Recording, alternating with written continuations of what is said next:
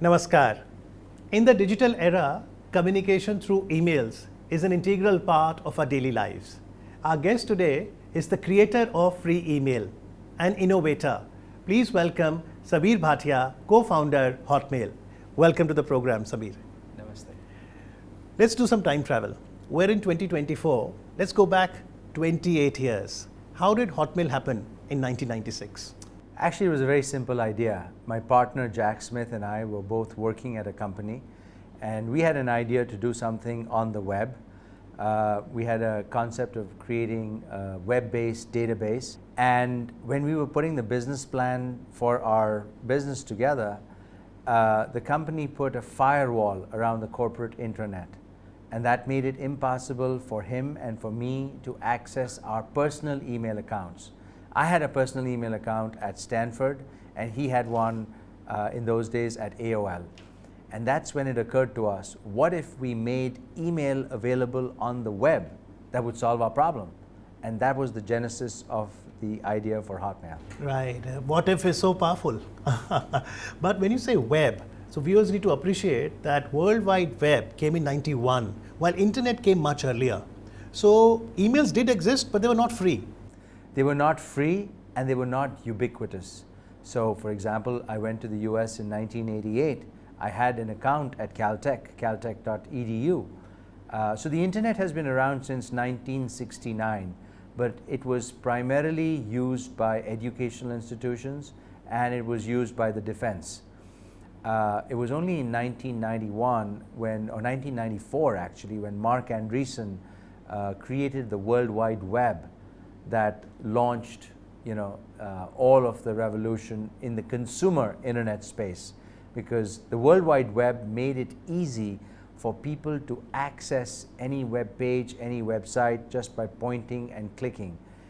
And that the ease of use was the reason for the internet's mass adoption. So we need to appreciate that Hotmail was a free email, not just in India, but across the globe. It was free for the whole world. We launched it not just for India, we launched it in the US, but it was for every citizen anywhere in the world. And one of the questions that some of the venture capitalists asked me was, wait a minute, I already get an email account when I sign up for AOL or for CompuServe. What is this free aspect? They did not understand that in countries like India, where there were limited internet connections in those days, through one internet connection, there could be 500 email accounts or 5,000 email accounts. It was like the personal identity of an individual on the net. And that's why it was adopted en masse very quickly by a lot of people. Absolutely. I was one among them. I remember very distinctly that in 90s when I created my first email, it was a Hotmail address. But how did this name come? How did Jack and you decide Hotmail? Hotmail is actually a short form of HTML email.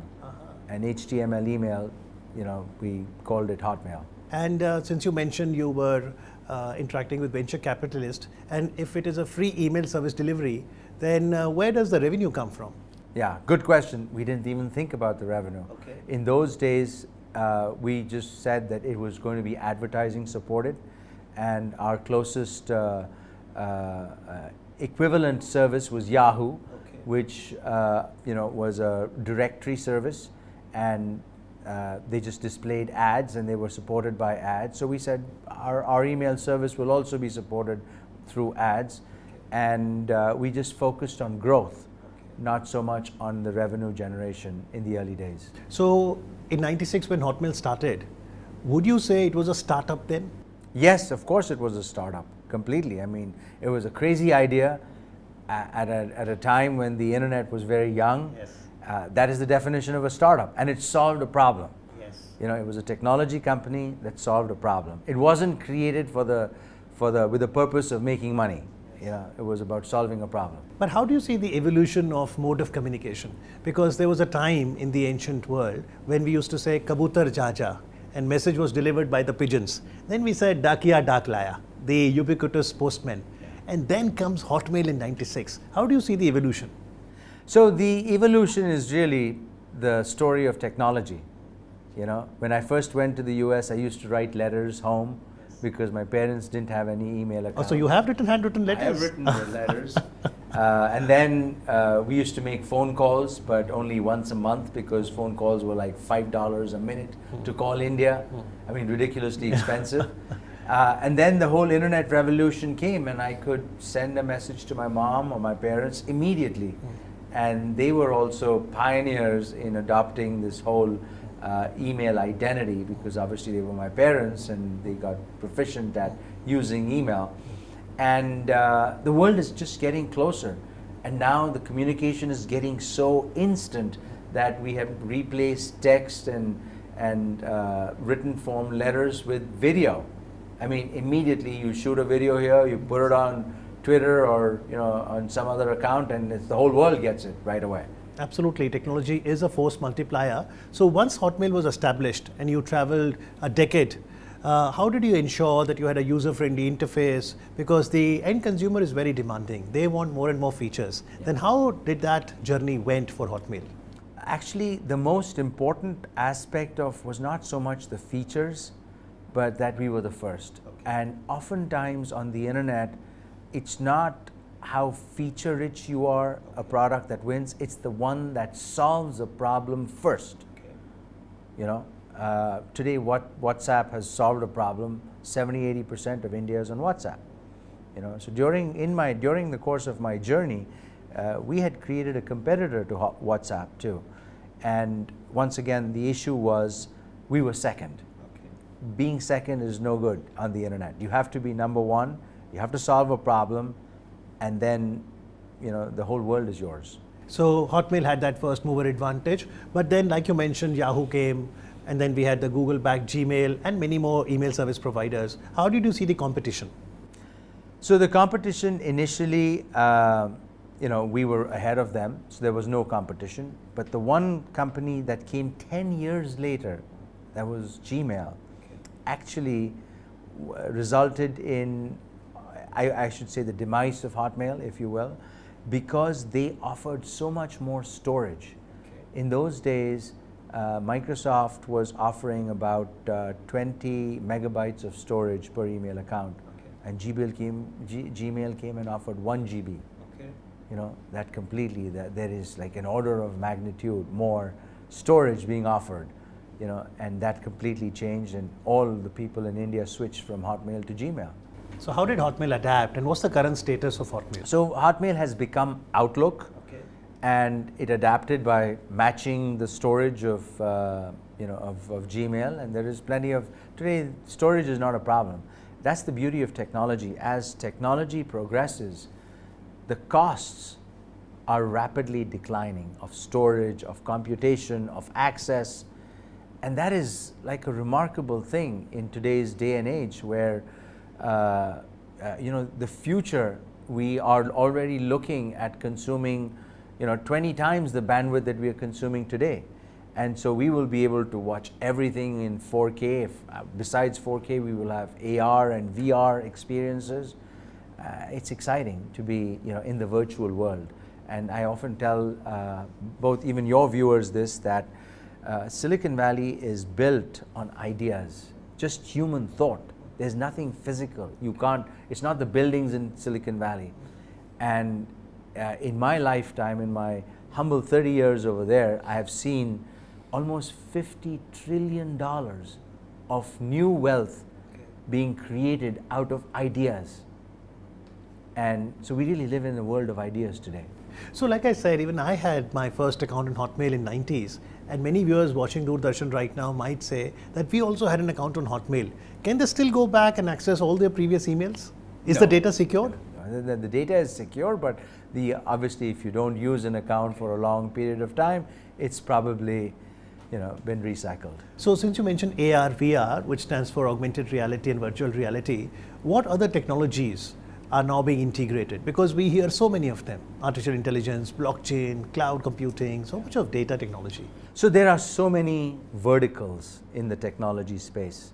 There is obviously this whole AI revolution, which is a revolution in applying pattern recognition to language and creating something just by prompting an engine. Yes. You can create video, you can create images, you can get responses by just typing your question in, which is remarkable. It has the intelligence of all of the internet, and that's the whole AI bit. Augmented reality and virtual reality is where you will be able to experience the world. Today, our experience through video is 2D. Imagine if you can experience everything in 3D, which is how we live life. Yes. So you may have to put on a headset, and in that headset you will be, let's say you and I have a Zoom conference equivalent. You don't really need to be over here, but to me it will appear as if you are sitting here while you're sitting in your offices in Doordarshan. Yes. So that's the beauty of augmented reality and that's virtual reality. Augmented reality is a superimposition of your physical world with another 3D world. So for example, you're operating an aircraft, right? You look at the screen on your dashboard of the aircraft, but you don't know which button to press. You will actually superimposed on that will be either a video or an instruction list. Do this first, do this second, do this third. So you don't even have to think what you have to do. It's all there for you. So you say do A, B, C, D, E, F, G. That is augmented reality. That on top of your real world, there is another world being augmented. Yes. That's the difference between augmented reality and virtual reality. In virtual reality, it's a completely new world in which you are not sitting here, but I get the same experience as if you are sitting over here. Very nice, fascinating. In conversation with Sabeer Bhatia, co-founder of Hotmail, and there's another aspect to Sabeer, which is that you've also created a Showreel. Now this is a mobile app that you and I can download on the mobile, and it helps you understand critical thinking. What is critical thinking and how do you teach it? Fantastic question. So critical thinking is really helping you think about a problem from a different viewpoint. If I give you a problem and I give you the solution for it, I actually haven't done anything. I haven't taught you anything. Okay. It's the traditional method. Okay. Learn this, study this, and this is the answer, regurgitate it. Okay. That is the education of the last century, which is when people needed a lot of factory workers. Mostly rote learning. But if I tell you that this is how the phone works, what else can you do with this phone?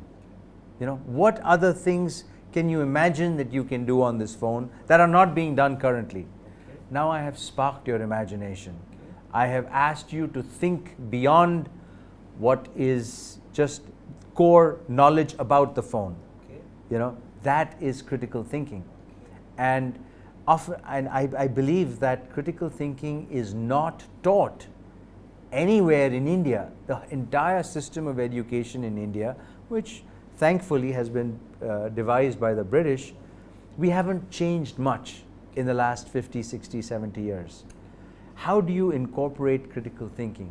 So I have created a course on entrepreneurship on this app, Showreel, and once again, because I'm appealing to the younger audience, there are no long videos that they have to watch. Each video is only 1.5 to 2 minutes long. So I've created 23 short videos on entrepreneurship that gives them a flavor for how entrepreneurship works.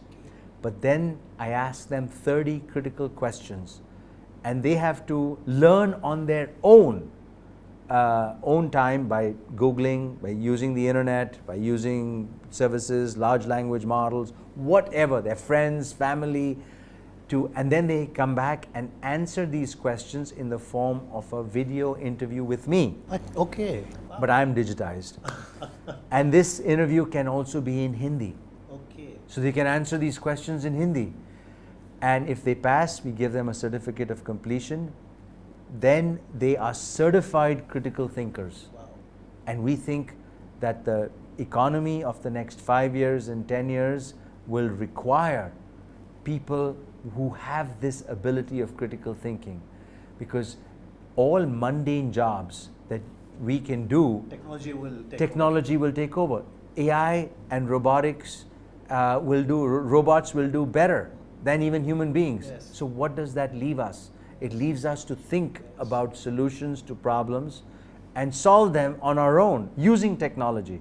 That's what this course teaches. So when a teacher in school gives you to write an essay and the student goes to generative AI like ChatGPT does it. Yeah. That is not helping much. That is You not. have to think of your own. That's Give it. us more instances of how I can develop my critical thinking.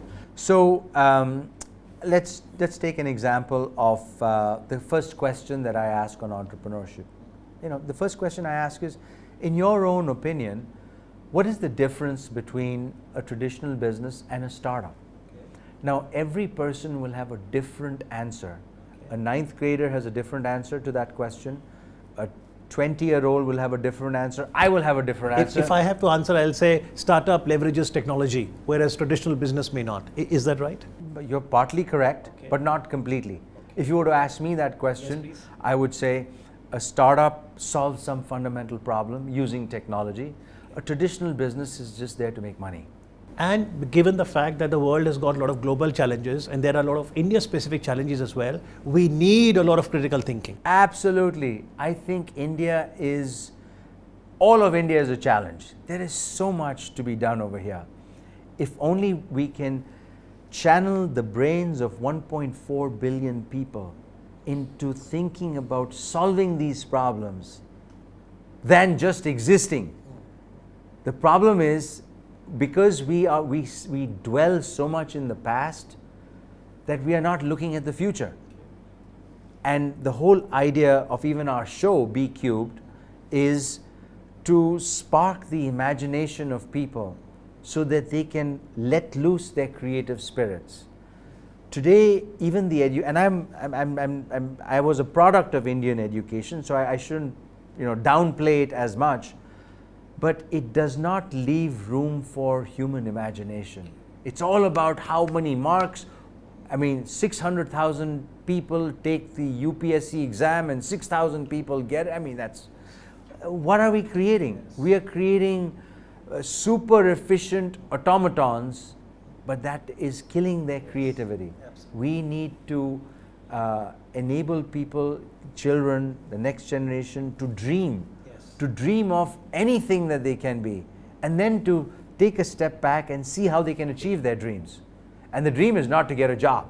The dream should be to solve some problem and make human life better. Absolutely. The dream has to be to serve humanity. So to the viewers of Doordarshan, could you ask 3-4 critical questions that sparks imagination, that fosters creativity? I can ask questions like, when you look around your friends and your family and your workplace, do you see certain problems that you can solve? Can you identify certain customers that have that problem? And do you think it is within you to use technology to solve that problem? For example, a company like Zomato or whatever solve the problem of delivery, right? Delivery could be one thing. You may find that the roads, or let's say in your village, there is no water, right? Can you think creatively of bringing water to your village, not relying on the government, but yourself? Maybe you can channel water from a local river that is not that far away, dig a ditch or a kind of a canal that brings water. Now that is a critical solution to a problem that your entire village has. So issues like related to sustainable development, whether food security, nutritional security, you mentioned about water management, purifying air. That's right. All of this is concerned with our health. The smog problem in Delhi. Why doesn't somebody think and say, okay, what is the problem? Can I solve it? Either solve it economically by buying the bales of husk that people believe is the problem that is causing the smog pollution, or is it by incentivizing people to bicycle to work as opposed to driving a car to work? So these are the kind of critical thinking ideas that people have to constantly be looking around to seeing what can I do to make this better. another example is, let's say, delivery, right? I mean, some people might want, fresh milk. Yes. Can I buy a cow? I mean, this is a crazy idea, but can I bring the cow to every household and say, I'll give you fresh milk? That's a crazy idea, but yes. Crazy ideas change the world. Yes. And crazy ideas are an outcome of critical thinking. Absolutely. That's what we want to encourage. Nothing is crazy. The thing over here is people tell you why not to do things. I was taking a walk the other day, in this local Tilpat Valley, and I reached a junction. I could have gone right or I could have gone left. I tried to go left. The guy says, oh, not allowed, not allowed. I'm like, what did I do wrong? He says, not allowed. Okay, tell me why it's not allowed.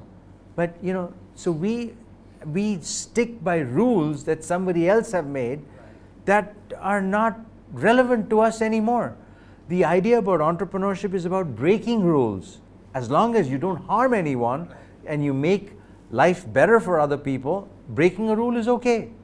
So, Sabeer, since we are now into the era of anytime learning, anywhere learning, would you encourage students to, if they want to access Showreel, how would, say, students of Delhi University or other universities access it? Very simple. They have to just go to the App Store or Play Store, download the app, watch these videos, answer the questions, and not just that. We've already partnered with Jamia to give them 6 units of university credit for answering the questions. Okay. So they have an incentive. If they want to pursue their degrees at universities, they already have 6 units of credit. And in terms of the career scope, do you think this is the way forward? No matter which career you opt for, critical thinking remains a crucial differentiator. Huge differentiator. And I will say, majority of companies will hire people who are critical thinkers and problem solvers rather than traditional, folks that are outcomes of universities. And one may not necessarily be born with critical thinking. One can be taught critical thinking. One can be taught critical thinking, but it is, I believe intelligence is universal. Okay. I believe that even kids of farmers or kids of rickshaw pullers have in themselves, in their brains, the ability to imagine things and to solve problems. It's just that we've never given them the opportunity. We have overburdened them, including myself, with rules. You can't do this, you can't do this. My son has broken 3 televisions at home. I didn't scold him one time. It's okay, it doesn't matter. He takes some toy, first thing is he takes it apart. He's learning how it works. It doesn't matter. No, so that's the message you're giving to the parents, because God forbid if they break even a small toy, you never know if you get scolding from your parents. No scolding. Scolding is bad. Just keep encouraging. Be positive is the message. So Sabeer, one question. Hotmail was a free email that you gave to the world. If somebody wants to access all of your courses on critical thinking, how to learn entrepreneurship and things, is that also free? It's free. It's free, completely. Download it, it's free. The app is free, the course is free. Only if you want to get credit, you're going to pay some amount of money, which we share with Jamia. Excellent. So congratulations on the brilliant journey that you've had. What is your life objective? You've given to the world Hotmail, we all have benefited. Now you're giving us Showreel, critical thinking, we'll all benefit. What's the objective of your life, Sabeer, and what's your philosophy? Philosophy is very simple. It's there are only 3 things that are important in life. Someone to love, something to do, and something to look forward to. I think what I want to do is teach people my way of thinking, simply. That I'm here to help you solve problems, and here is how I thought of a problem and solved it. Here is a course that if you want to use it, it will help you think outside of the box. And by the way, I will also encourage you to solve all of these problems. I don't want to say anything right now, but I'm working on creating a fund that will fund crazy ideas too. Okay. Any other crazy idea that is on your mind and probably can be on There are, but when it is fully cooked, I will share it with you. Whenever we talk about digital economy, ethics is very important. So how do you look at the entire issue of data security? Because in India, in 2023, we came up with a landmark DPDP Act, Digital Data Protection Act. You think one has to be cautious also when you are on the digital platform? Always, always. I think data is like very important, and protection of data is important. And there will be bad actors, good actors. I think every individual user of the internet or the web has to determine which, and use intuition to determine, what app or what service is a good one versus, what is one which is there to steal my data, kind of thing. So we are subjected to this not just in India, but in the US and other parts of the world as well. But I think the good will always outweigh the bad, because in general, like you said, what is my philosophy? What do I want to do now? I want to leave the world a better place. And one area where I think I can make a difference is in the field of education, which I think India has the potential. India needs to transform itself from an asset-based economy into an IP-based economy. Intellectual property. And the way it can do that is unleash the forces of critical thinking. If we can create 200, 300 million children who are critical thinkers and problem solvers, my God, India will change the world faster than it is trying to change the world currently. And what are your memories of Doordarshan? And what role do you see the national broadcaster Doordarshan play when we are looking to transform India from knowledge economy to an IP-based economy? So Doordarshan can be a great platform for, disseminating content that is created, IP that is created. My memories of Doordarshan are that was the only channel when I was growing up, and the one Chitrahar, and we used to watch the Hindi movies once a week, and anything, all the Olympics that I used to watch in the 80s, 84, 88, all was through Doordarshan. So that'll be a part of my life forever. So decade after decade, and this is my last question, innovators like you will come up with some technology that will bring the world closer. But sometimes you feel, with all the technology at your disposal, and at the click of the button, when you say something, the entire humanity is listening to you. Do you still miss the old days? Would you still like to write? Would Sabeer Bhatia still like to write a handwritten letter?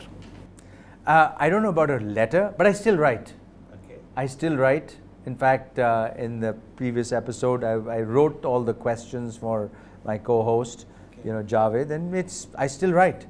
And I still like writing, and before I give a speech anywhere, I don't write the entire speech with hand, but I write all the points that I have to address by hand, and then I just use, my subconscious memory to go and elaborate on those points. Absolutely. Pleasure speaking with you, Sabeer, and I'm sure that all the points that you've made today would have a great impact on our viewers so that we can help India build an intellectual property based economy. Thank you so much. Thank you very much. Thank you. Thanks.